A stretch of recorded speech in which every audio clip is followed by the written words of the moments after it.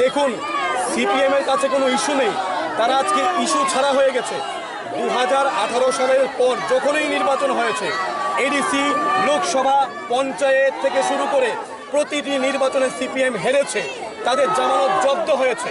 সেই জায়গায় দাঁড়িয়ে আজকে তারা ইস্যু তৈরি করার জন্য, অশান্ত করার জন্য রাজ্যের পরিস্থিতিকে, তার জন্য মিথ্যে কথা বলছে। তাদের পার্টি অফিসে লোক নেই, লোক যায় না, তারা শুধুমাত্র ইস্যু তৈরি করার জন্য মিথ্যে অভিযোগ করছে। আর ভারতীয় জনতা পার্টির যারা কার্যকর্তারা, আমরা শান্তিতে বিশ্বাস করি। আমরা এই রাজ্যের মধ্যে 6 তারিখ, এই মাসে 6 তারিখের আগে তো কোনো ঘটনা ঘটেনি। মানিক সরকার নিজে নেতৃত্ব দিয়ে আমরা দেখেছি এই রাজ্যের পরিবেশটাকে অশান্ত করেছে। এই অশান্তির বিরুদ্ধে আমাদের লড়াই, এর জন্য আমরা আজকে আবার মাঠে নামছি। সংবাদ মাধ্যমের দপ্তর ভাঙচুর করা হয়েছে, যার বিরুদ্ধে আজকে তৃণমূল কংগ্রেস রাস্তায় নেমেছে। তৃণমূল কংগ্রেস এই ত্রিপুরা রাজ্যে তাদের কোনো অস্তিত্ব নেই। তাদের নিয়ে আমরা যদি কথা বলি তাহলে তাদেরকে গুরুত্ব দেওয়া হবে।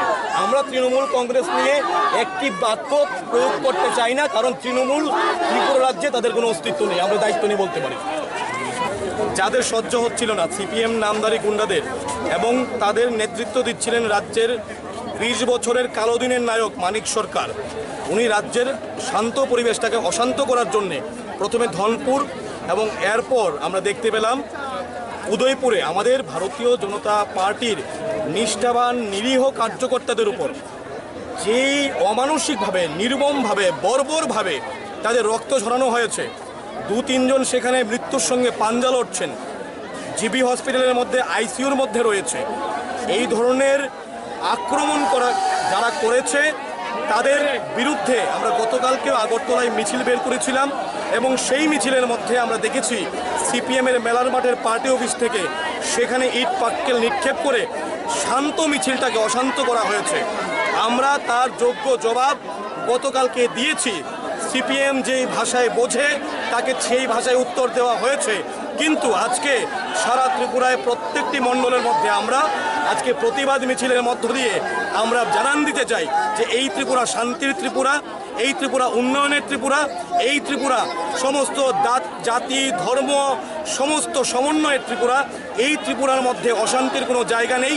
সিপিএম অশান্তির সৃষ্টি করে এই রাজ্যে ক্ষমতায় দখল করার, যেই পেছনের দরজা দিয়ে ক্ষমতা দখল করার চেষ্টা করছে, তা কোনোভাবেই ভারতীয় জনতা পার্টির প্রতিটি নিষ্ঠাবান কার্যকর্তা সফল হতে দেবে না। তার জন্যেই এই ত্রিপুরাকে শান্ত করার জন্যে, শান্ত রাখার জন্যে সিপিএমের নৈরাজ্যের বিরুদ্ধে আমরা আজকে মশাল হাতে আমরা প্রতিজ্ঞা নেব যে এই ত্রিপুরাকে আমরা শান্ত ত্রিপুরাই রাখবো।